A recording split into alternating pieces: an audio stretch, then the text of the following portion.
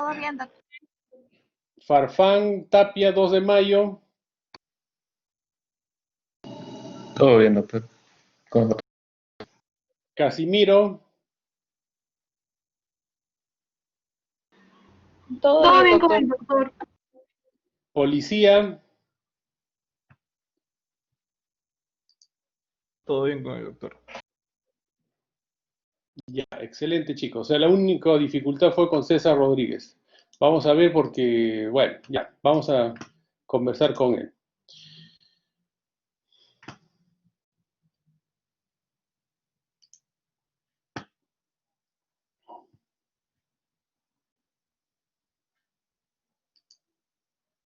¿Están viendo la pantalla? Sí, doctor. Ya, listo, chicos. Entonces vamos a empezar nuestra clase del día de hoy. Con respecto al balance hidroelectrolítico, equilibrio ácido-base o ácido básico y nutrición en los pacientes quirúrgicos. Estos temas son muy importantes porque todo cirujano y todo médico tiene que saber y conocer estos aspectos importantes del manejo del agua, de los electrolitos, ver ese equilibrio que tiene que existir en el organismo, el ácido base, y es muy importante que ustedes sepan la nutrición que se utiliza o cómo se nutre a un paciente quirúrgico. Definitivamente, ustedes van a estar frente a un paciente que potencialmente va a estar tanto en el preoperatorio como en el postoperatorio en un probable ayuno que puede ser corto, puede ser prolongado, de tal manera que tienen que tener la habilidad y los conocimientos suficientes como para sostener a este paciente en el postoperatorio y no se altere su homeostasis. Por lo tanto, es muy importante saber estos puntos, ¿no? ¿Cómo está distribuido el agua y los electrolitos? Vamos a recordar, porque estos son conceptos de fisiología, fisiopatología, que ya ustedes deben saberlo, pero de todas maneras vamos a hacer un breve recuento de algunos detalles, ¿no? Entonces, ¿cómo está distribuido el agua y los electrolitos? Entonces, existe lo que nosotros le llamamos el agua exógeno y el agua endógeno con respecto al agua, ¿no? El agua exógeno definitivamente es el agua que va a ingresar a nuestro organismo fundamentalmente por la vía del tubo digestivo, y esto está directamente de acuerdo a un gradiente osmótico entre el intestino y el plasma, ¿no? Por difusión simple de un lugar de mayor a menor concentración y siempre mediado por la cantidad de electrolitos que puedan existir. Ese es el agua exógeno. Ahora, con respecto al agua endógeno, es producto de la oxidación en el metabolismo tanto de los lípidos, carbohidratos, de las proteínas, ¿no? Entonces, tienen que recordar, por ejemplo, por cada 100 calorías se libera 14 mililitros de agua. Entonces, esto es considerado como el agua endógeno. ¿Correcto? Ahora, ustedes van a ir aprendiendo progresivamente el balance, ¿no? ¿Cómo es el balance? En un balance financiero, en este caso, en un balance para nuestros pacientes, nosotros vamos a necesitar dos cosas: todo lo que ingresa y todas las pérdidas que tenemos. Entonces, lo ingerido y las pérdidas. Normalmente se calcula aproximadamente con la ingestión 1500 y agua de oxidación 1000. Entonces tenemos un ingreso aproximado en una persona de 70 kilos aproximadamente de 2 litros y medio, o sea, 2500 al día. Y esto tiene que ir de la mano con las pérdidas. ¿Cuánto perdemos? Aproximadamente 1500 de orina, 250 en las heces y 750 centímetros en pérdidas insensibles. Esto es lo normal. Y en las pérdidas insensibles tenemos que destacar el sudor, que ocupa el 75%, con casi 600 mililitros, y por pulmonar o por vía respiratoria 157 mililitros. Entonces, esto es cómo nosotros vamos a tener que considerar siempre tanto el ingreso como las pérdidas en lo que es el balance, ¿ya? Por ejemplo, esta es otra forma que traduce prácticamente lo mismo. Miren, con la bebida 1500 como el agua fresca, con los alimentos 700 más o menos, el agua endógeno 300. Es una forma también de calcular los ingresos con la sudoración, con la respiración, la orina y las heces. Entonces, nuestro organismo tiene que tener un equilibrio, por eso es balance entre lo que ingresa y con lo que se elimina. Tienen que tener en cuenta siempre que existen causas que incrementan la pérdida de agua. ¿Qué causas incrementarán la pérdida de agua? Por ejemplo, la taquipnea, la fiebre, ambientes calientes, los casos de quemadura, la diabetes, la diarrea, la cirugía, ¿no? La cirugía. Tanto la cirugía laparoscópica como la cirugía convencional, más la cirugía convencional. Incluso cuando hay cirugías prolongadas de 3, 4, 5 horas, ¿qué es lo que ocurre? Se calcula en la primera hora se pierde tanto, en la segunda tanto, en la tercera se pierde tanto, cuántos centímetros tiene la incisión en el abdomen y todo eso. Con respecto al vómito, ¿no? Con respecto al vómito, también hay una pérdida de agua, la aspiración gástrica, las fístulas, diaforesis, los traumatismos, el shock, cuando se utiliza diuréticos, insuficiencia suprarrenal, diabetes insípida, son situaciones donde existe una mayor o un incremento de la pérdida de agua que ustedes tienen que considerar. Ahora, ¿cómo se encuentra la distribución del agua corporal de acuerdo a la edad? El adulto tiene en su organismo aproximadamente el 60% de agua del peso total. El 60% representa el agua. En el recién nacido representa entre el 75 y el 80%. En la niñez se anda alrededor del 65% y en el adulto mayor entre el 47 y 52%. Cuando ustedes tienen un paciente obeso, por ejemplo, que van a operar o en el postoperatorio, este detalle tienen que considerar. El obeso tiene entre el 25 y 30% menos agua que una persona delgada. ¿Por qué? Porque el panículo adiposo concentra menos cantidad de agua. Por lo tanto, cuando hacen sus cálculos, ustedes tienen que descontarle aproximadamente el 30% al obeso para que ese agua le puedan reponer al paciente. Entonces, siempre este dato, este detalle, no se pueden olvidar, porque, por ejemplo, un obeso de 120 o 180 kilos, ustedes la reposición de agua van a hacerlo de acuerdo a los kilos de peso. Entonces, si les 4, 5, 6, 7 litros, imagínense, ustedes tienen que descontarle el para que eso es su requerimiento. O sea, tienen que tener en consideración este detalle. Y no le corresponde de acuerdo al kilo de peso que tiene el paciente. Tienen que hacer ese descuento del 30% a lo que le salga en el hueso. Esa es la situación que hay que considerar. ¿Correcto? Ahora, distribución del agua corporal. ¿Cómo está distribuido? Total el 60%, que es lo que habíamos visto en un adulto, ¿ya? O sea, 42 litros de agua. En el intracelular tenemos el 40%, en el extracelular el 20%. Y en el extracelular, en el plasma, el 5%, y en el espacio intersticial, el 15%.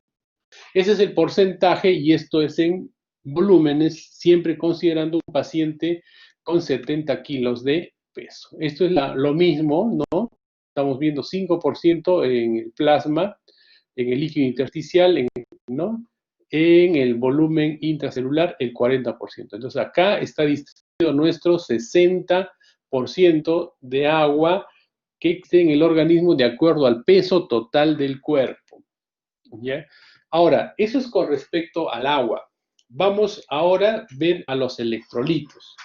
Entonces, ¿qué podemos decir con respecto a los electrolitos? Los electrolitos son sustancias que disueltas en el agua se disocian en partículas pequeñas con carga eléctrica, ya sea positiva o carga eléctrica negativa, que se denominan iones. Entonces, ¿qué iones nosotros vamos a tener en cuenta para poder manejar nuestro balance? Es los iones, el sodio, el potasio fundamentalmente. Y acompañando al sodio siempre el cloro y acompañando al potasio el fósforo. Pero siempre tiene que considerar el sodio y el potasio. De tal manera que tiene que quedar grabado para ustedes es el ion extracelular por excelencia es el sodio. Y el ion intracelular por excelencia es el potasio. ¿Correcto? El potasio. Esta es una fórmula que sirve para transformar gramos en miliequivalentes. Hay que considerarlo, hay que observarlo y hay que utilizarlo en forma práctica siempre, ¿no? Concentración de electrolitos. La composición de los electrolitos de compartimientos en términos de miliequivalentes es aproximadamente la siguiente. Miren cómo se comportan los electrolitos. En el plasma, en el líquido intersticial y en el líquido intracelular. El intracelular, nosotros habíamos visto que el principal componente del ion es el potasio. Entonces, el potasio en el intracelular, ¿cuánto tenemos? 150 miliequivalentes más o menos de potasio. Eso es lo que tenemos que tener siempre como dato. Lo demás, bicarbonato, proteínas, magnesio, sodio. Mire, sodio solo 10. En el plasma, miren el plasma, 142 miliequivalentes de sodio. Entonces, si ustedes le hacen al paciente un examen que es, se pide como bioquímica y consideran glucosa, urea, creatinina y dosan también los electrolitos. Entonces, los electrolitos en plasma ya tienen que saber ustedes que está en 142. Si es que les hacen ver un resultado de un análisis de sangre y el sodio, por ejemplo, está en 150, tienen que decir que ese paciente está, por ejemplo, en una hipernatremia. Si está en 120, por ejemplo, está en una hiponatremia. Entonces, esas hiper nacen de estos exámenes, ¿no? Es muy importante saber cuánto tienen el plasma, porque ustedes no le hacen una biopsia tisular al paciente para ver cuánto de potasio tiene. Lo práctico es sacarle sangre en el plasma y el paciente tiene 142 miliequivalentes y el potasio está más o menos alrededor de 4 miliequivalentes, 3 a 4 miliequivalentes. Entonces, eso es los datos que nos sirven de esos análisis que podemos pedirle al paciente. En el líquido intersticial hay un poquito más de sodio, 144, el potasio está en 4. Más o menos esto es cómo los electrolitos están distribuidos dentro del organismo y que tenemos que tener en cuenta. Entonces, el ion intracelular por excelencia es el potasio y el extracelular es el sodio. Y constantemente hay un intercambio gracias a la gradiente y a la bomba de sodio y potasio. Composición en los fluidos del tubo digestivo. Miren, esto también tenemos que tener en cuenta para la reposición. A veces, cuando se indica, ustedes cuando pasan visita en el hospital, van a ver que se le indica dextrosa al 5%, agua estirada a 1000, hipersodio 1, calium 1, eso le aplican en tantas gotas en 24 horas o les ponen 1, 2, 3 o 2,5.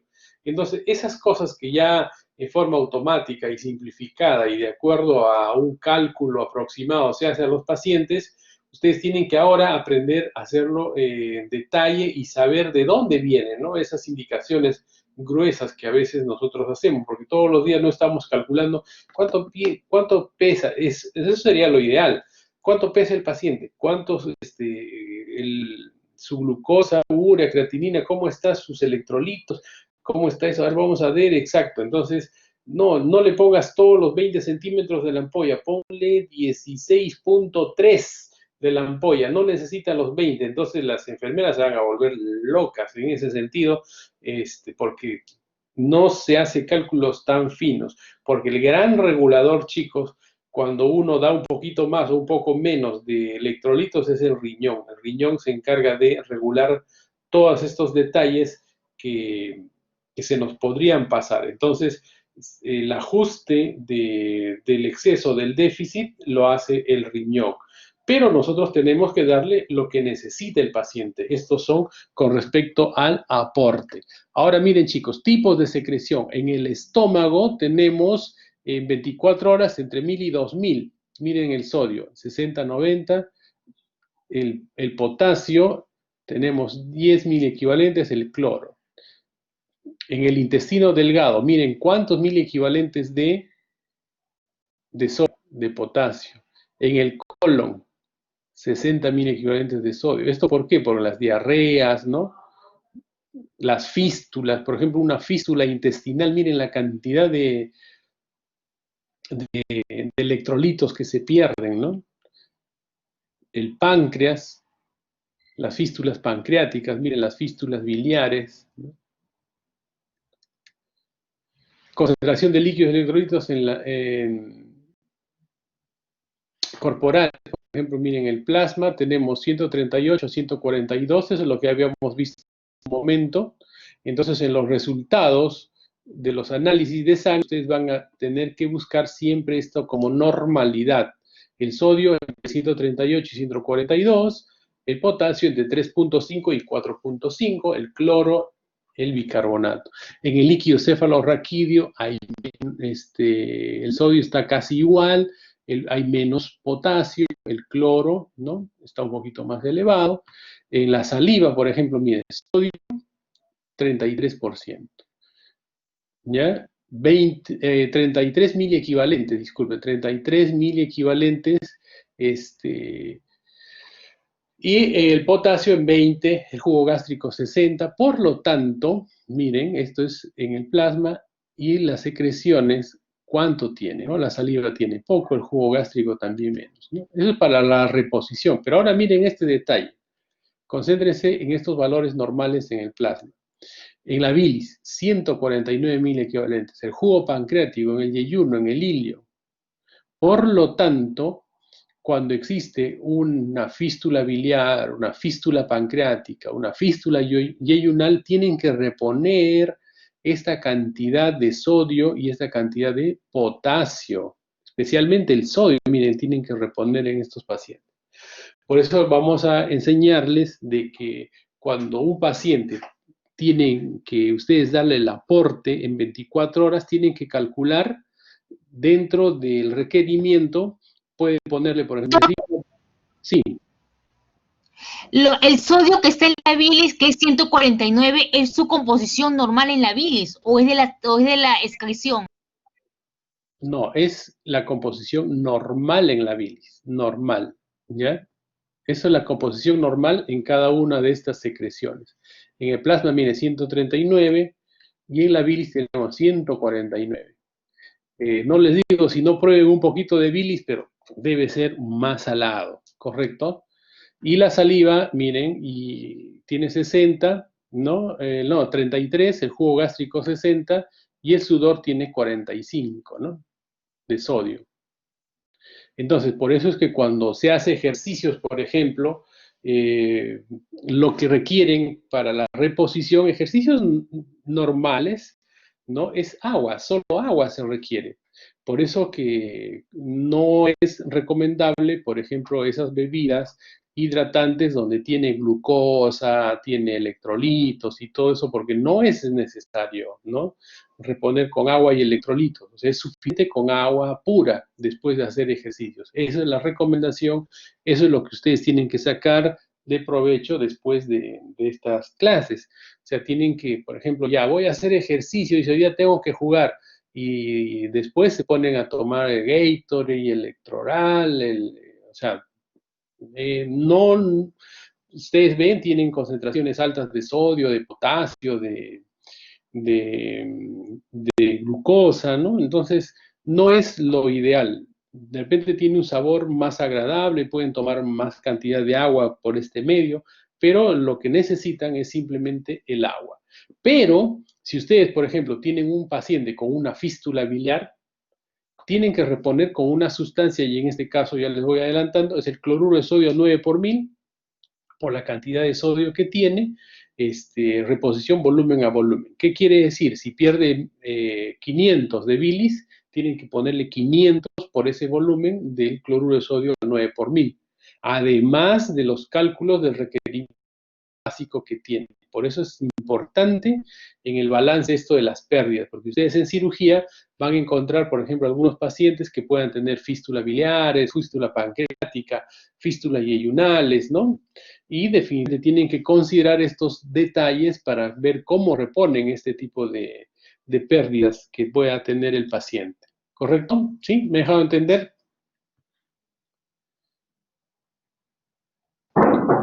Sí, doctor. Ya, composición corporal total de los electrolitos. El sodio, miren, 1000 equivalentes por kilo por peso. La mujer, el cloro, total 1000 equivalentes, calculando más o menos por cada kilo 83 gramos. Entonces es una tablita más que puede ayudarnos un poco, ¿no? Pérdidas ordinarias, promedias en agua y electrolitos en 24 horas. ¿Cuánto perdemos por vía pulmonar cutánea? 1000, por vía renal 1500. Miren cuánto perdemos de sodio en 24 horas, de potasio por vía digestiva. Y lógicamente cuando hay una pérdida exagerada por la diarrea, entonces van a hacer estos cálculos, ¿no? Ahora, soluciones novenosas más usadas, ¿ya? Les presento esta tabla que el doctor Guamán, cuando hacía estas clases hace unos años, siempre la presentaba, ¿no? Entonces, miren aquí, dextrosa al 5%, dextrosa al 10%, dextrosa al 20%, tenemos, este es el cloruro de sodio al 9 por 1000, el hipersodio, el calium, ¿ya?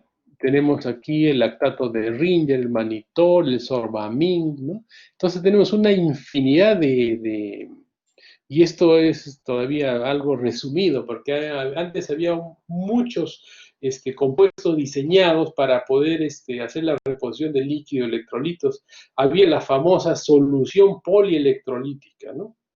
Había una solución polielectrolítica, pero actualmente yo no veo mucho de estas soluciones. Por ejemplo, el lactato de Ringer yo no lo he usado honestamente nunca, el sorbamin tampoco, el lactato la solución polielectrolítica tampoco, ¿no? Entonces, estas son las soluciones que sí o sí ustedes tienen que conocer, ¿correcto? Sí o sí tienen que conocerlas porque es parte de su rutina diaria como médicos. Por ejemplo, la dextrosa al 5%, volumen 1000 calorías, 200 calorías, ¿correcto? ¿Qué otro detalle tienen que considerar, por ejemplo, con estos casos? El cloruro de sodio a 9 por 1000, ¿cuánto tiene? 1000 en volumen y de sodio 154 miliequivalentes, ¿correcto? Entonces, es una sustancia isoosmolar, ¿correcto? Eso tienen que tener en detalle, en consideración cuando van a manejar el sodio. Es muy urgente, por favor.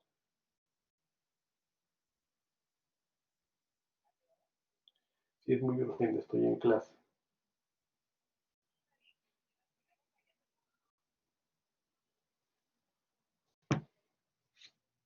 ¿Ya? Ahora, con respecto al hipersodio, el hipersodio de volumen es 21.1, es 20 centímetros, entre 20 y 21, ¿no? Depende de la marca. Generalmente es 21, ya, bueno.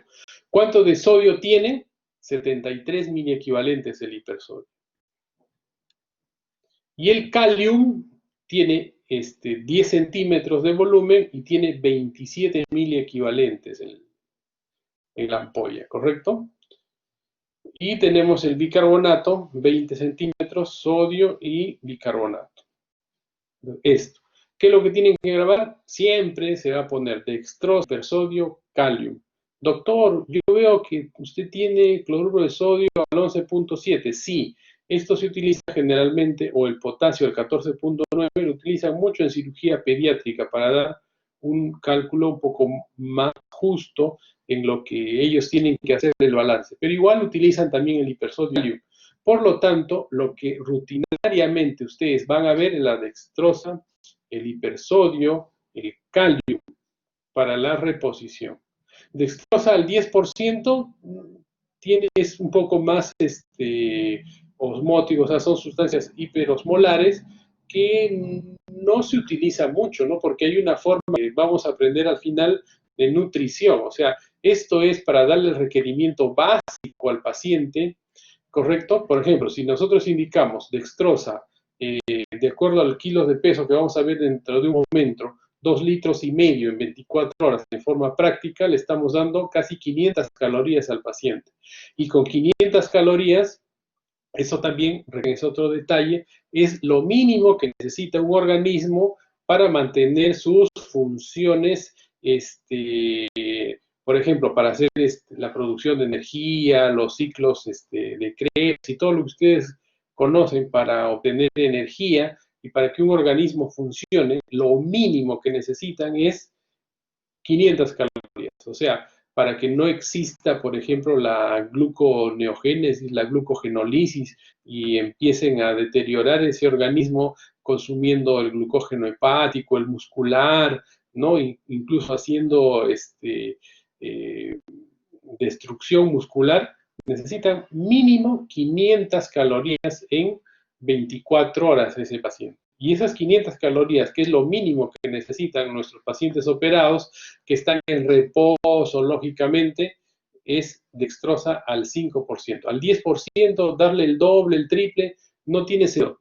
Porque si ya ese paciente requiere más, ya no entra con dextrosa al 5, sino hay que darle un soporte nutricional. Y ya en un ratito vamos a ver el soporte nutricional. Por lo tanto, lo mínimo que necesita un organismo de calorías en 24 horas para mantener sus funciones básicas es 500 calorías. Ustedes, como buenos estudiantes de medicina que están en casa estudiando mañana, tarde y noche los exámenes y todo, aproximadamente 2.500 calorías. Y entonces eso también vamos a empezar a siempre considerar y a manejarlo el requerimiento básico, ¿no? Pero un paciente, lo mínimo que necesita, 500 calorías, ¿correcto? Por eso que las dietas que se dan para que el paciente baje de peso tienen que andar entre 500 y 1.000 calorías. O sea, tampoco es conveniente el paciente que no coma absolutamente nada. Eso es contraproducente. Aumenta la formación de cuerpos cetónicos y hay una serie de cambios bioquímicos en el organismo que a veces no son de nada positivo. El hipersodio igual, miren, 73.000 equivalentes, el calium igual, es lo que utilizamos en forma rutinaria. Esta tabla sí tienen que grabarse completamente, especialmente los que están en azul. Correcto, trastornos hidroelectrolíticos.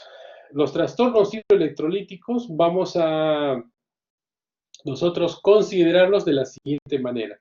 Trastornos de volumen, trastornos en la concentración y trastornos en la composición. ¿Correcto? Estos tres grandes grupos. Trastornos del volumen. Trastornos del volumen es súper sencillo. ¿Qué trastornos del volumen conocemos? Cuando disminuye, ¿no?, el agua total del organismo. Y esto se llama deshidratación. La deshidratación puede ser leve cuando estamos con una pérdida entre el 5 al 10%, moderada entre el 10 al 20%, y deshidratación grave más del 20%. Esto, por ejemplo, tiene múltiples factores la deshidratación, pero nosotros tenemos que considerar estos parámetros para ver si es una deshidratación leve, deshidratación moderada o es una deshidratación grave. Ahora, con respecto al trastornos de la concentración, trastornos de la concentración. Trastornos de la concentración fundamentalmente son trastornos ligados a los electrolitos, especialmente al sodio y al potasio. Entonces, hipernatremia leve, miren, leve, entre 145 y 150. Ustedes saben que el valor oscila alrededor de 140 miliequivalentes. Entonces, cuando está ya llegando a 145, 150, ustedes están frente a una hipernatremia leve. Moderada, 150, 160, y una grave es mayor de 160 miliequivalentes. Eso es con respecto a la hipernatremia. Ahora miren, la hipernatremia, este cuadro es súper interesante, es para observarlo, verlo y analizarlo siempre, ¿no? La hipernatremia se puede dar con estado de volumen normal, estado de volumen alto o estado de volumen bajo. Miren, la hipernatremia con estado de volumen alto es administración iatrogénica de sodio. Estas son las causas, por ejemplo. Y algunas otras enfermedades no ligadas a esto. Pero fundamentalmente, cuando ustedes tienen una hipernatremia con un estado de volumen alto, tienen que rápidamente pensar en que existe una administración iatrogénica de sodio. ¿Correcto? Estado de volumen normal, pérdidas extrarrenales. Por ejemplo, en los casos de sudoración excesiva, diarreas, pérdidas renales de agua, enfermedad renal, diuréticos, la diabetes insípida. Estos son hipernatremia con estado de volumen normal. Si el estado de volumen es bajo, por ejemplo, también hay pérdida por piel, gastrointestinal, pérdida renal, enfermedad tubular, ¿no? Entonces, generalmente, cuando hay un problema de deshidratación, pérdidas a nivel renal, tienen que ustedes ver que el estado, la hipernatremia puede estar con estado de volumen normal o estado de volumen bajo. Eso también hay que considerar. Y si estado de volumen es alto, es una administración iatrogénica de sodio o de potasio. Ahora, una hiponatremia. La hiponatremia leve, miren, 138, 130, moderada, y la hiponatremia severa es menor, sería, ¿no? De 120 miliequivalentes. ¿Ya? La hiponatremia, igualito con estado de volumen normal, bajo, alto. Estado de hiponatremia con estado de volumen alto, aumento del consumo, secreción postoperatoria de la hormona antidiurética, fármacos. Normal, intoxicación hídrica, ¿no? Cuando hay una intoxicación hídrica, demasiado agua le pusieron al paciente, diluyen al paciente, por lo tanto van a tener una hiponatremia. Esta es la causa más frecuente.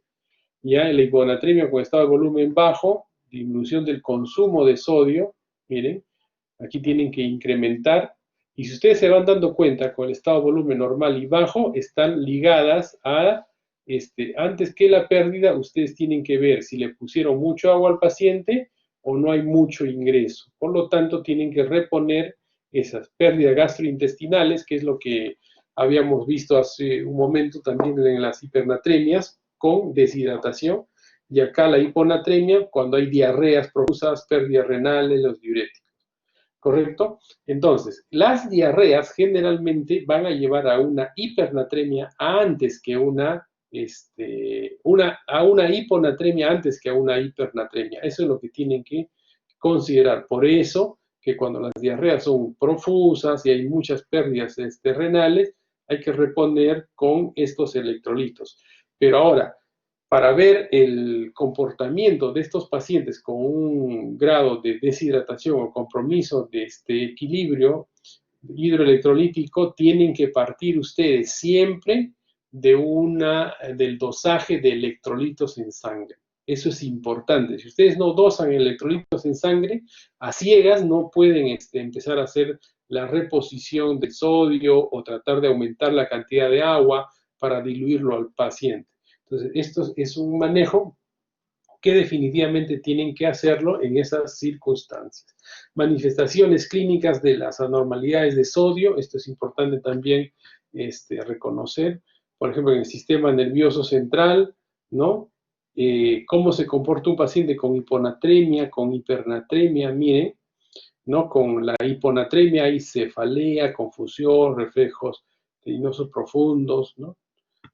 Cuando el paciente está en hipernatremia, inquietud, letargo, ataxia, irritabilidad, ustedes se dan cuenta, tanto la hipernatremia como la hiponatremia pueden tener sintomatología muy parecida, o a veces una diarrea les puede llevar a un lado de hiper o hipo. Por lo tanto, tienen que siempre, siempre, siempre manejar lo que es el dosaje de electrolitos en sangre para ver en qué estado están, ¿no? Por ejemplo, miren, en la parte musculoesquelética, el paciente está con debilidad, fatiga, hiponatremia, y en la hipernatremia está igual, con debilidad, fatiga. No es que acá en músculo esquelético esté con debilidad y fatiga y acá el paciente esté pero de lo mejor, o sea, en ambos casos.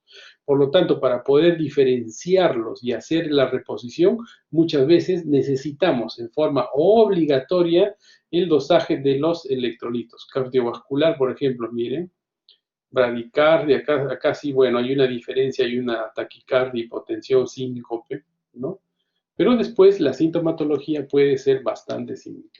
Ahora, con lo que es la hipercalemia, o sea, cuando el potasio se eleva, igual el potasio entre 5 y 6.000 equivalentes, hipercalemia leve, tenemos hipercalemia moderada, hipercalemia grave. ¿Ya? Con respecto a la onda T, al voltaje, entonces eso es con respecto a los cambios en el electrocardiograma. Y la hipercalemia, lo más severo, lo que ustedes tienen que reconocer es que esto puede terminar en un paro, ¿no? Entonces la hipercalemia generalmente termina en paro en sístole y la hipocalemia termina en diástole. Miren, la hiperpotasemia o hipercalemia, ¿a qué se debe? Incremento del consumo, ¿no? Complemento de potasio, las transfusiones sanguíneas. Hay que tener mucho cuidado con las transfusiones sanguíneas, porque la transfusión sanguínea por el citrato y una serie de componentes que existen dentro de las bolsas pueden llevar a una hiperpotasemia al paciente. Eso es, hay que tener mucho cuidado con las transfusiones. Con el consumo, ¿no? El consumo en algunos alimentos, en el plátano, todo, pero definitivamente no es algo que pueda subirle tanto el potasio. Generalmente el consumo es la administración externa de potasio. Entonces, ustedes ponen mucho potasio y pueden llevarle una hiperpotasemia.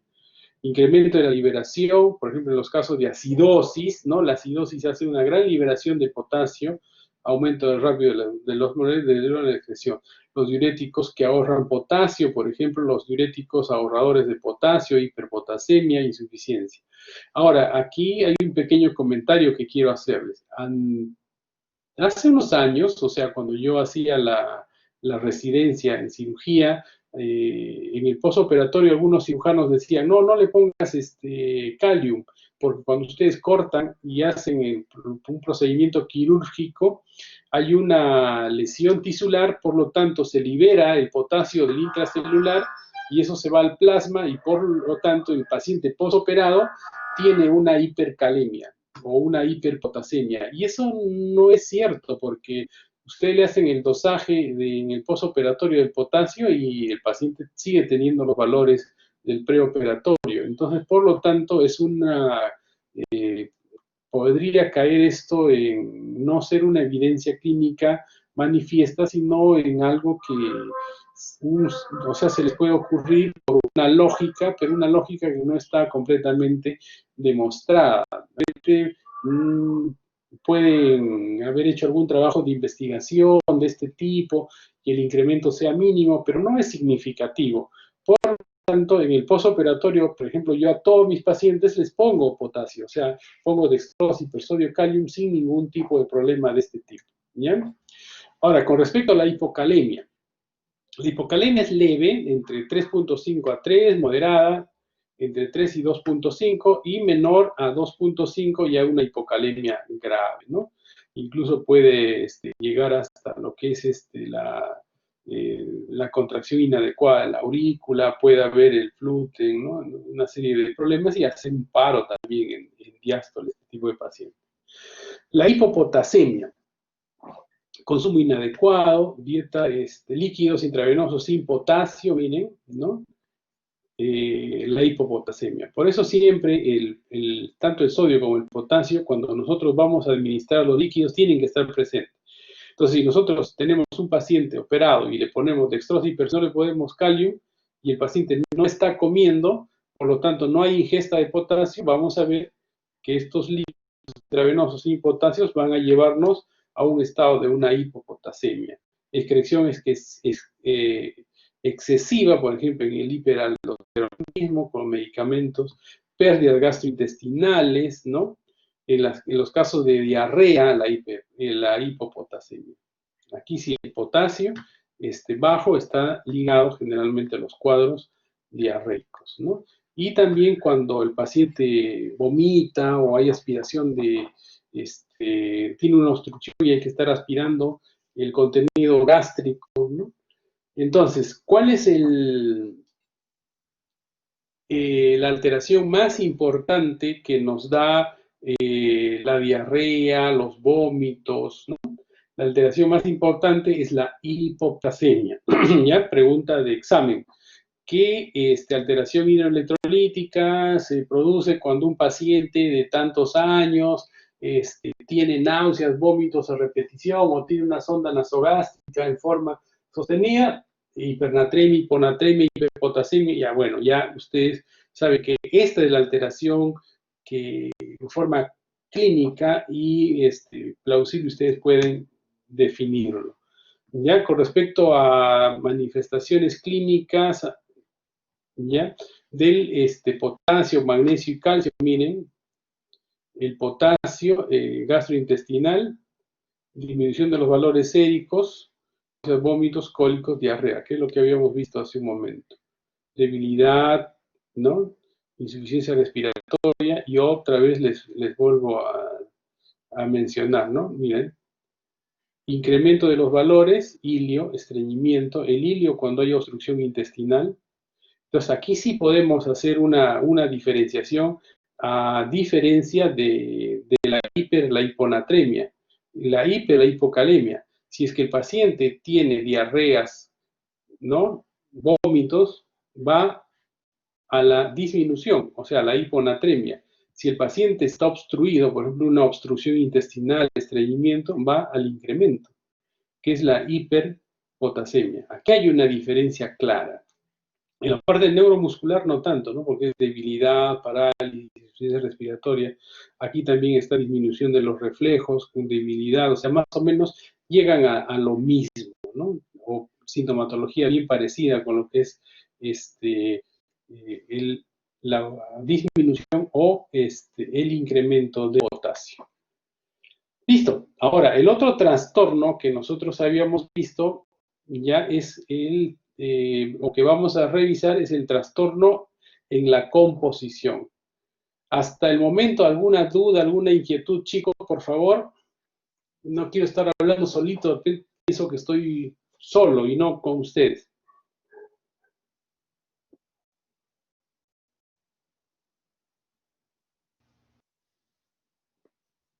Ya, entonces vamos a continuar. Estos son, estas láminas de todas maneras ustedes van a tener, la clase está siendo grabada, por lo tanto es información que tenemos que ir revisándola y conversando con nuestros profesores de práctica si tenemos alguna duda, ¿ya? Trastornos en la composición. ¿Qué es lo básico que nosotros tenemos que saber? Entonces, hasta el momento estamos viendo los trastornos del volumen. Tienen que ustedes saber o interpretar para hacer la reposición, la deshidratación, leve, moderada, severa. Entonces, eso es lo básico que tienen que saber. En los casos de los electrolitos, la hipernatremia, la hiponatremia, la hipopotasemia, la hiperpotasemia. Eso es lo que tienen que saber sí o sí. Ya la hipermagnesemia, la hipomagnesemia, o sea, son detalles que es bueno que los revisen, que lo lean, pero la alteración en estos dos electrolitos es lo que tienen que manejarlo sí o sí.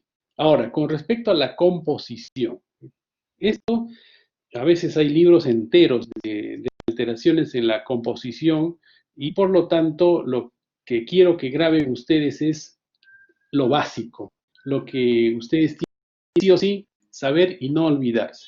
¿Cuánto es el pH? El pH del organismo. ¿pH qué significa? ¿Alguien me puede decir pH? Potencial de hidrógeno. Potencial de hidrogeniones. Ya, perfecto. Potencial de hidrogeniones. ¿Ya? Ahora, el pH. ¿Cuánto es el pH en el organismo? De 7.38 a 7.42. Ese es el pH. El pH es neutro, ligeramente ácido o alcalino.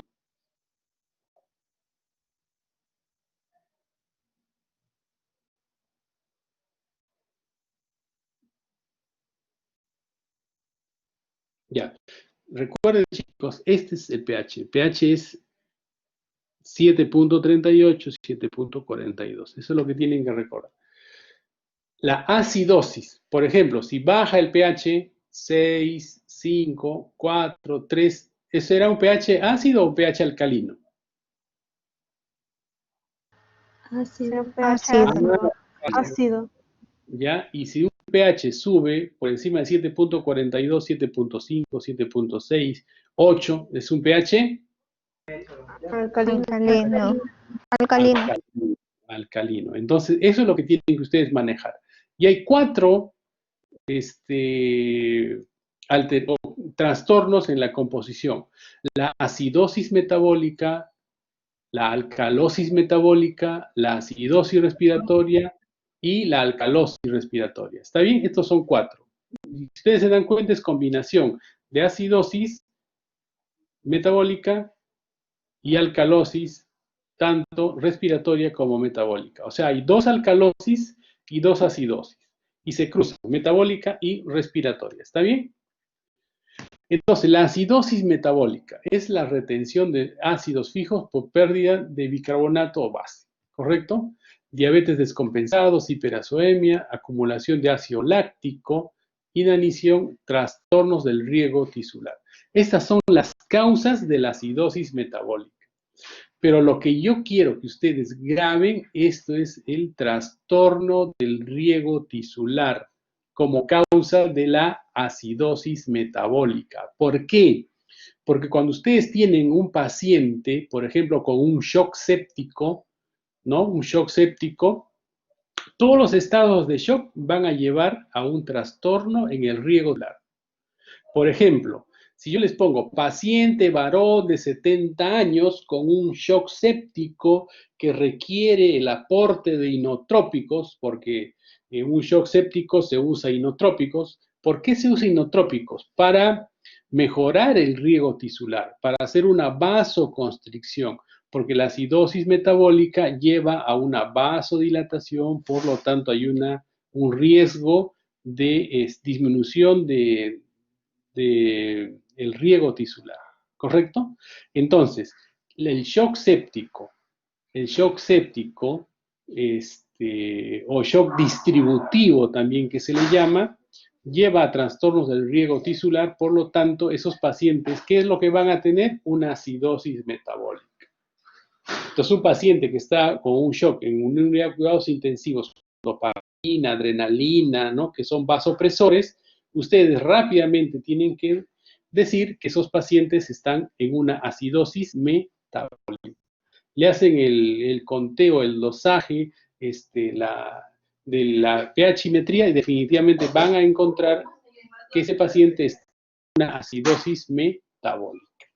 ¿Correcto? Ahora, con respecto a la alcalosis metabólica, ¿en qué casos se produce una alcalosis metabólica? Dice pérdida de ácido fijo, ganancia de bicarbonato, agotamiento de potasio. En forma práctica, vómitos, aspiración gástrica continua, obstrucción pilórica, administración excesiva de bicarbonato, empleo excesivo de diuréticos. En forma práctica, ustedes, cuando un paciente tiene un cuadro obstructivo intestinal, van a tener una alcalosis de tipo metabólica, ¿correcto? Miren, estamos en forma práctica ya clasificando a nuestros pacientes. Si nosotros tenemos un paciente con una peritonitis por una apendicitis o una enfermedad diverticular con una peritonitis generalizada, entró en un shock séptico, ¿qué trastorno tendrá el paciente? Una acidosis metabólica. Si nosotros vemos un paciente con un vólvulo de sigmoides o está con vómitos por un cólico vesicular o tiene una obstrucción intestinal, una obstrucción intestinal y está perdiendo gran cantidad por una sonda nasogástrica, ¿qué es lo que qué trastorno esperan en ese paciente? Una alcalosis metabólica. ¿Correcto? Miren, estamos clasificando por patologías a nuestros pacientes y qué trastorno nosotros debemos esperarnos. Entonces, en el séptico, una acidosis metabólica, y cuando hay cuadros obstructivos o vómitos persistentes, el paciente va a llegar a una alcalosis de tipo metabólico. Y tiene los dos metabólicos, tanto la alcalosis como la acidosis. Si nosotros vamos ya a la parte respiratoria, esto es parte metabólica, ¿no? Vamos a la parte respiratoria, tenemos que ligarlo a los pulmones. Entonces, la acidosis respiratoria, ¿cuándo se produce? Cuando hay una retención de CO2 por ventilación alveolar disminuida. Por lo tanto, en los pacientes que tienen neumonías, que tienen enfisemas pulmonares, ahora los pacientes que están con coronavirus, por ejemplo, ¿no? También en algunos casos de presión de centro respiratorio por fármacos, lesiones del sistema nervioso central, también. Pero lo que yo quiero que ustedes graben, que su paciente, por ejemplo, en el posoperatorio, ya está operadito el paciente, y en el posoperatorio hace una neumonía o una atelectasia masiva, ¿qué es lo que tienen que esperar como complicación en ese paciente?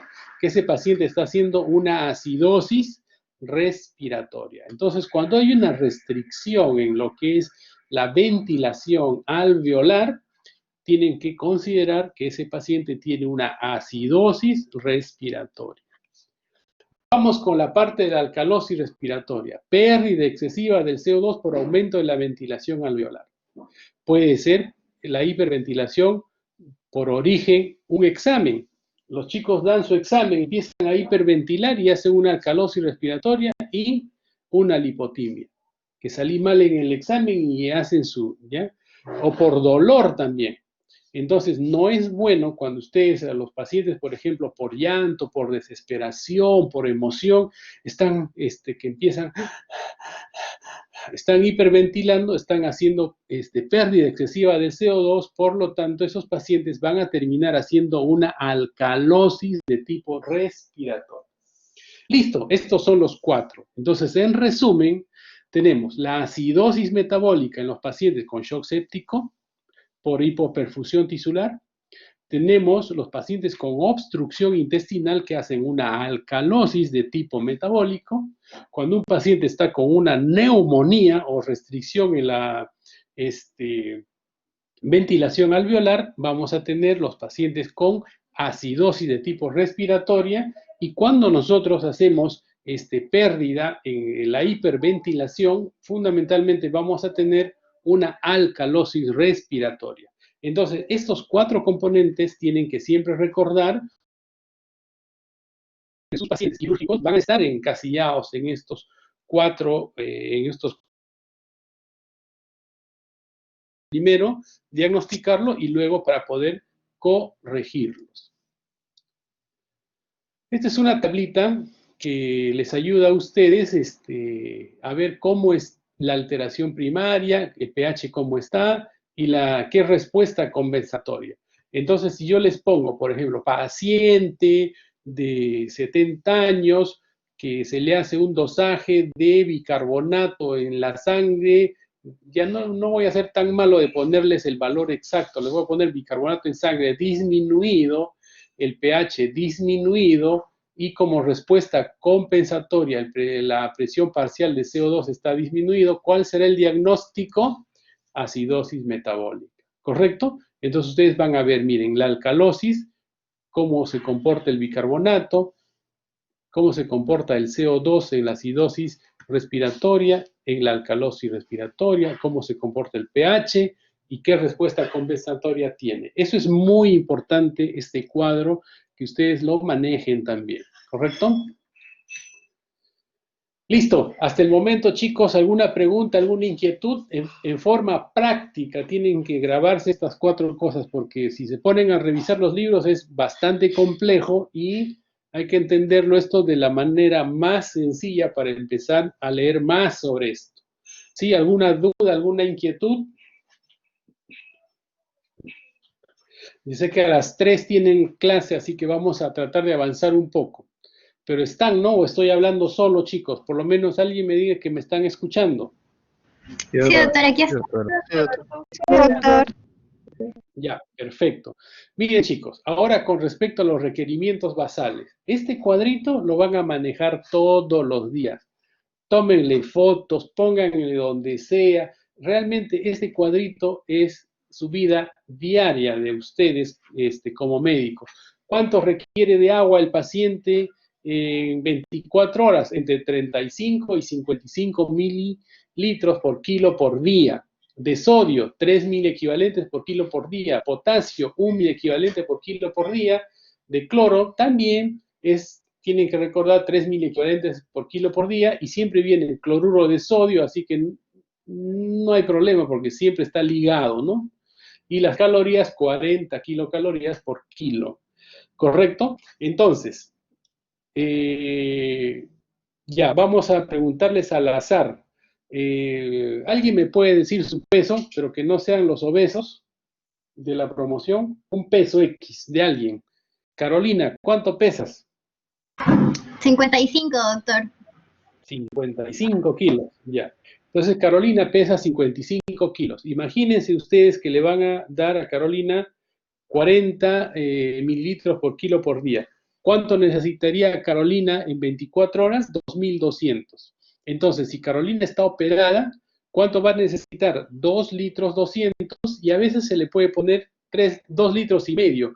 Por eso que ustedes van a indicar 1, 2, y el tercero le ponen la mitad. O sea, son 2 litros y medio de agua en 24 horas, porque supuestamente ella no va a comer, no va a ingerir nada. Entonces va a estar en NPO, y ese es el requerimiento que necesita, 2.200 de agua. Y si queremos darle el límite superior, ponemos 55 por, ¿cuánto? 55 meses, Carolina, ¿no?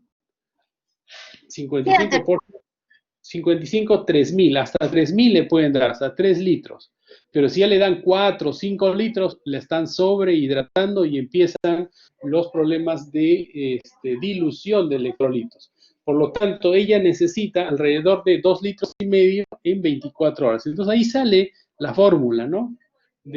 O sea, la indicación rutinaria que se hace. ¿Cuánto de sodio necesita Carolina? Necesita 3 por 55. Necesita 165 miliequivalentes, que más o menos, de acuerdo a las ampollas que yo les he dicho del calium, no, del hipersodio, ella va a necesitar 2 ampollas y medio de hipersodio. Está prácticamente lo que se necesita. ¿Cuánto de potasio? Ella necesita 1 miliequivalente por kilo. Por 55 va a necesitar 55 miliequivalentes de potasio, que son 2 ampollas de calium más o menos, porque cada una tiene 27 miliequivalentes, cada ampolla. Entonces se dan cuenta, lo que nosotros indicamos en forma rutinaria tiene su sustento en este requerimiento básico. ¿Cuánto de calorías necesita Carolina? 40 por 55. Necesita para 2.200. Esas 2.200 calorías necesita por en 24 horas, ¿no? Ese es el requerimiento basal con actividades normales. Pero ¿cuál es lo mínimo que tienen que darle a ella? Lo mínimo es 500 calorías. Eso es lo que tenemos que recordar. Ahora, chicos, miren, los macronutrientes, carbohidratos, grasas, proteínas, ¿no? El porcentaje de calorías, 55% debe ser de carbohidratos, 25% de grasas y 20% de proteínas. Aquí tenemos calorías por día, 2.000 calorías en los carbohidratos. ¿Cómo hacemos para obtener cuántos? Un gramo de carbohidrato nos da 4 calorías, esto hay que recordarlo siempre. De grasa, 9 calorías, y de proteínas, 4 calorías. O sea, las grasas nos dan más calorías, ¿ya? Entonces, las soluciones que nosotros tenemos que tener van a andar más o menos en este porcentaje, tanto de carbohidratos, de grasas y de proteínas, para tener nuestro requerimiento básico. Lo que nosotros no debemos olvidarnos es que un gramo de carbohidrato nos da 4 calorías. El gramo de grasa, 9 calorías. Y el de proteínas, 4 calorías. Correcto. Esto vamos a complementar ahora con lo que es nutrición. Entonces tenemos 2 tipos de nutrición, la nutrición enteral y la nutrición parenteral. Estos temas son un poco pesados, chicos, así que les pido que después revisen, repasen un poco más, lean un poquito más, pregunten a sus profesores, ¿ya? Esa es la forma en que vamos a ir aprendiendo. Esta es una clase que les ayuda a poder encaminarse y ver qué es lo que ustedes necesitan para poder leer un poco más con respecto a esto. Entonces, ya hemos aprendido lo que es el agua con los electrolitos, los requerimientos basales, los principales trastornos que hay en el equilibrio ácido-base, y ahora lo que vamos a ver es con respecto a la nutrición. Los pacientes, ¿cómo manejamos los pacientes? Eso es algo que tenemos que considerar siempre. Por ejemplo, el paciente que llega con un problema de una apendicitis, una colecistitis, una obstrucción intestinal, o sea, llega con un problema quirúrgico para resolver, generalmente es un paciente que ya llega en estado de ayuno o llega vomitando, o sea, es un paciente que viene con un grado de deshidratación leve. Entonces, siempre este paciente, ¿cómo van a manejar ese grado de deshidratación leve? Van a manejarlo con una sustancia isoosmolar. Y la sustancia isoosmolar, o la osmolaridad parecida al plasma, es el cloruro de sodio al 9 por mil. O sea, tienen que reponer con este cristaloide, ¿no? Y por lo tanto, tienen que indicarle eso. O sea, sería terrible de que yo vea a uno de mis alumnos que en el preoperatorio a un paciente le esté indicando dextrosa, hipersodio, calium, o sea, porque no tiene sentido. Es un paciente que está con un grado de deshidratación leve. Incluso el ayuno, ¿no? Se elige 8 horas de ayuno, por lo tanto este paciente va a ingresar a sala de operaciones con un grado de deshidratación leve. Entonces, siempre las deshidrataciones se manejan con cloruro de sodio al 9 por mil. O sea, esa indicación es clave. O sea, nadie de ustedes puede en el preoperatorio o un paciente con deshidratación indicarle, por ejemplo, una dextrosa sodio calium. Tienen que siempre, su indicación tiene que ser cloruro de sodio al 9 por mil. Esa es la indicación en el preoperatorio. El paciente se opera y durante la operación el anestesiólogo va hidratándolo al paciente, va dándole los requerimientos y todo. Entonces, cuando termina la operación, ese paciente ya inmediatamente está hidratado. Por lo tanto, ustedes no tienen por qué darle ya cloruro de sodio al 9 por mil. Por lo tanto, la indicación que ustedes tienen que darle al paciente en el postoperatorio es la indicación de los requerimientos basales, es decir, dextrosa, hipersodio y calium, de acuerdo al kilo de peso. Generalmente le dan 2,5 litros y esos cálculos finos prefiero que lo hagamos en práctica, ¿correcto? Entonces, ¿por qué dextrosa tanto? ¿Por qué hipersodio tanto? ¿Por qué calium tanto? Entonces le damos el requerimiento basal de agua, de glucosa, de sodio y de potasio en 24 horas, ¿correcto? Si el paciente depende del tipo de cirugía, hasta cuándo le vamos a dar este tipo de hidratación, que es el requerimiento básico. Generalmente los pacientes con colecistitis, apendicitis, hernia, máximo 24 horas o a veces 6, 8 horas están en ayuno, porque hay que considerar también el hilio postoperatorio y todo esto.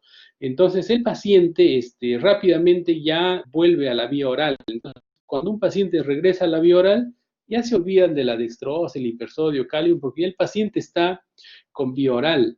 Entonces, ahora, ¿cómo se reincorpora la vía oral?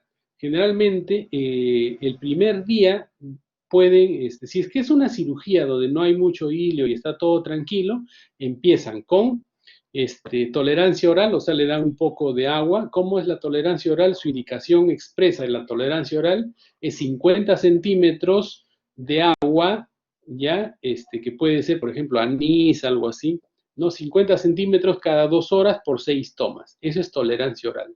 O sea, cuando ustedes ponen tolerancia oral, le van a dar 50 mililitros cada 2 horas por 6 veces al paciente.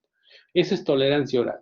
Cuando le dan dieta líquida restringida, le van a dar el agua, pero fraccionado en 3 tomas, volumen total más o menos 500. Eso es dieta líquida restringida. Entonces, si ustedes al paciente le indican dieta líquida restringida, saben que le están dando 500.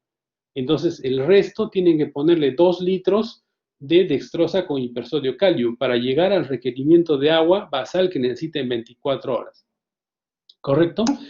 Si ustedes tienen ya un paciente con dieta líquida amplia, que el volumen es 1000, 1500, Entonces pueden agregarle la frasecita que dice líquidos a voluntad y empieza a tomar el agua que le falta, y este paciente ya no necesita tener dextrosa, hipersodio, calium, porque todo está ingiriendo por vía oral. Y al día siguiente ya el paciente está con dieta blanda, comiendo, tomando agua, y ya no necesitan ustedes por qué ponerle un suero. Entonces el suero con dextrosa, hipersodio, calium es para los pacientes que están en NPO, porque ustedes tienen que darle el agua y los electrolitos básicos, lo que necesita el paciente, para no entrar en un proceso de deshidratación, ¿correcto? Entonces, en cuanto el paciente ya recupera la vía oral, ustedes tienen que quitarle la hidratación externa, ¿correcto? Eso, hasta ahí sí nos entendemos. ¿Qué pasa si ustedes tienen un paciente que va a estar? ¿Cuánto tiempo un paciente puede estar en NPO con dextrosa, hipersodio, calium? Se calcula entre 7 y 10 días. Si ustedes tienen un paciente entre 7 y 10 días, ese paciente hasta esos días les va a soportar el glucógeno hepático, el glucógeno muscular, para tratar de compensar esta no ingesta de alimentos. Pero si ustedes ya tienen un paciente que calculan que va a estar más de 10 días sin comer, ya tienen que pensar en darle una nutrición externa, y a esto se llama nutrición enteral o nutrición parenteral. Entonces, un paciente que ya a partir de los 10, algunos de los 7 días, dependiendo del estado de nutrición, entre los 7 y los 10 días, tienen que pensar en una nutrición externa. Por ejemplo, un paciente que le hicieron una duodopancreatectomía, una Whipple, que está haciendo vaciamiento gástrico retardado, el paciente no va a comer todavía y ustedes calculan que va a comer en 15 o 20 días por esta complicación que tiene, o tiene una fístula intestinal y el paciente no va a comer, tienen que inmediatamente pensar en una nutrición. Y hay dos tipos de nutrición artificial, tanto la enteral como la parenteral. La nutrición enteral, entonces miren en qué caso está indicado estados de malnutrición o desnutrición. El tracto gastrointestinal tiene que estar funcionando. Si ustedes tienen una obstrucción, definitivamente es una contraindicación para dar una nutrición enteral. Imposible de ingerir nutrientes, por ejemplo. Doctor. Sí. ¿Nutrición enteral qué es? Disculpe. Ahorita, justo estamos empezando, ¿ya? La nutrición enteral. La nutrición enteral es la nutrición que se va a administrar usando el tubo digestivo, ¿correcto? Y la nutrición parenteral es la que se va a usar por la vena. Entonces, tiene desventaja la nutrición enteral, el costo, bueno, cuesta definitivamente más que darle alimentos, ¿no? Este tipo de fórmulas, ¿no? Hay fórmulas poliméricas, fórmulas peptídicas, dietas elementales. Miren, esto es la nutrición. En palabras sencillas es ponerle una sonda de la nariz al estómago, de la nariz al yeyuno, o hacerle un hueco en el estómago por la pared abdominal que se llama gastrostomía, o hacerle una yeyunostomía que ustedes van a conocer. ¿Para qué? Para que al tubo digestivo puedan darle el nutriente. Entonces es nutrición enteral. Enteral es a nivel del tubo digestivo, por sondas o por gastrostomía o yeyunostomía. Esa es la forma de darle nutrición a este paciente. ¿Correcto? Miren, tiene una sonda nasogástrica, complicaciones siempre hay, ¿no? Irritación en el trayecto, colocación en el árbol bronquial, broncoaspiración, lesiones traumáticas. Ahora, la nutrición enteral, las ondas que se utilizan para dar este tipo de nutrición, ¿no? La técnica de alimentación. ¿Correcto? Entonces, infusión continua, control, cuándo lo van retirando, complicaciones metabólicas. Es decir, ustedes tienen un paciente que su tubo digestivo está indemne y, por ejemplo, un síndrome orgánico cerebral, una paciente que simplemente no quiere comer, le ponen algo en la boca que no lo va a comer, esa paciente necesita una nutrición enteral. Entonces, una opción es hacerle una gastrostomía o una yeyunostomía. Pero si ustedes tienen un paciente, por ejemplo, con un TEC severo, le van a poner su cucharita de gelatina en la boca, o sea, no lo va a comer. Entonces tienen que darle una nutrición.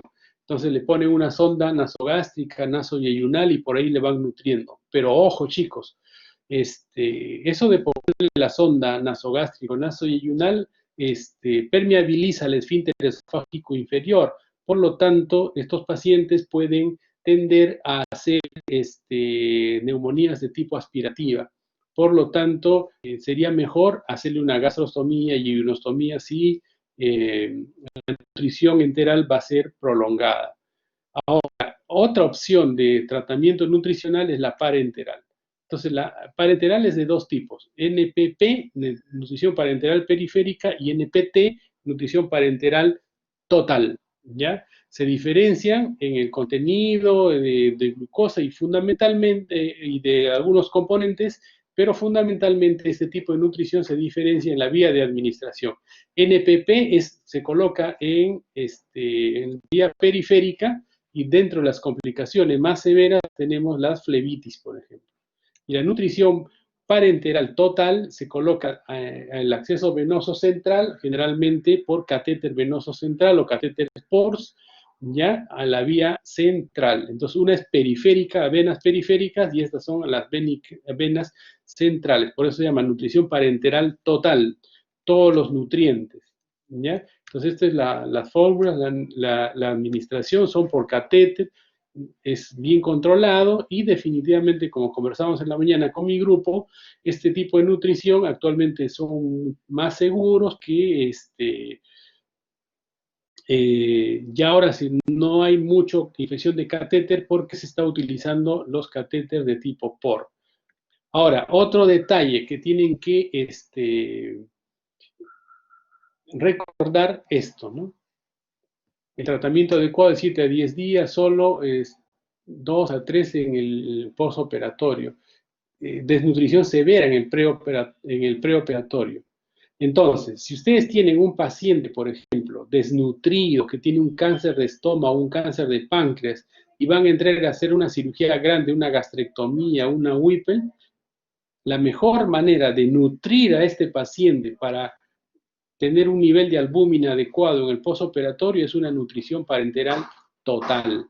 Por lo tanto, un paciente con un grado de desnutrición en el postoperatorio, una forma de preparar a estos pacientes es con nutrición parenteral total.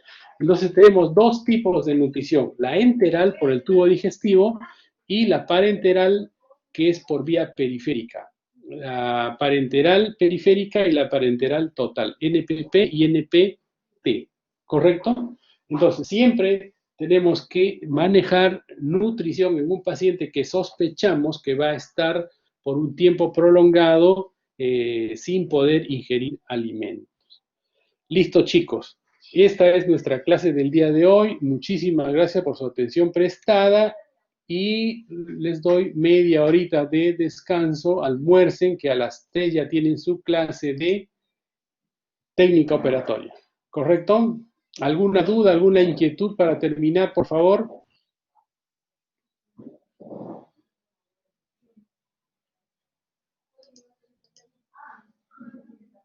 Doctor, Sí.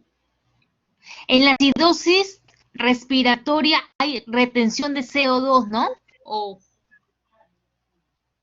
Claro, en la acidosis hay retención de CO2 porque hay una disminución en la ventilación alveolar. ya, doctor. Y en la alcalosis, lo contrario. En la alcalosis es lo contrario. Se barre el CO2, especialmente en la hiperventilación. ¿Ya? Eso detalle vamos a ir conversándolo. ¿Alguna otra pregunta, alguna otra inquietud? Doctor, sí, quería consultarle con respecto, por ejemplo, a las fórmulas que venden en las farmacias, ¿no? Cuando el electoral, por ejemplo, que se les da a los pacientes con diarrea.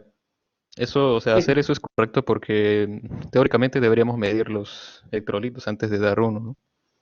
Claro, sí. Cuando un paciente está con diarrea, Tienen que medirle los electrolitos, pero en forma práctica, cuando el tubo digestivo está permeable, ahí sí está permitido darle electroral, el Gatorade, ¿no? Que sí le van a dar la cantidad adecuada de los electrolitos del sodio, el potasio, para poder hidratarlo. Incluso en las épocas del cólera, habían unas bolsas que eran las sales de rehidratación oral, con una cantidad de sodio, potasio adecuado para estos casos, ¿no?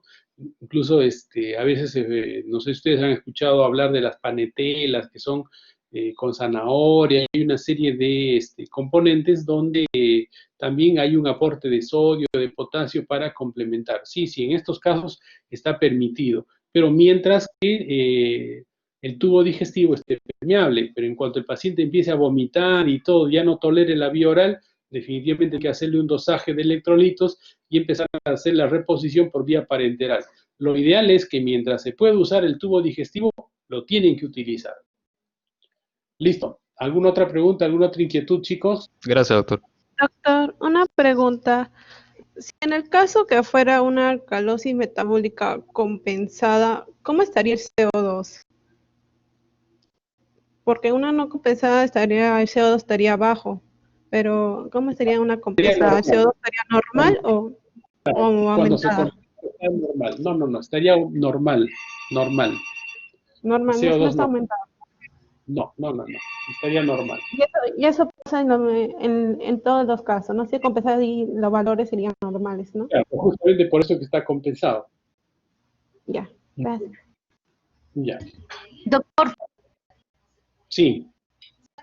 no se olvide dejar sus diapositivas. Ya. Ya, sí. ¿Dónde les dejo ahora? Le voy a dejar en la clase, ¿ya?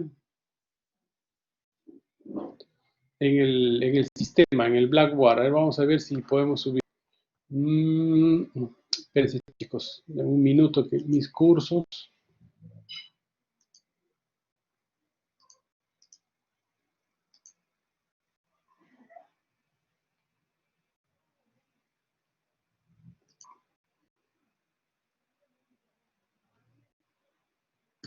Vamos a ver si puedo ver el archivo. ¿Bien?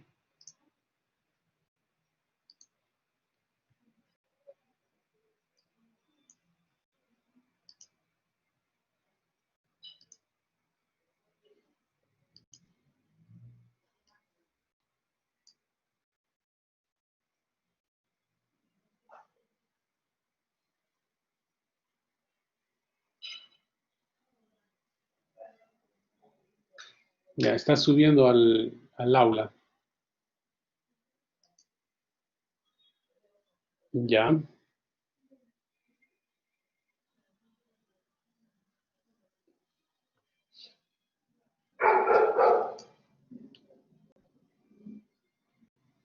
Ya subió. Ya está la clase, ¿ya? Gracias, doctor. Ok, Listo. doctor, muchas gracias. Muy bien, chicos, Gracias, gracias a doctor. ustedes. Ya, Gracias. ya, hasta luego. Gracias, chicos. Gracias, doctor. Ya, hasta luego.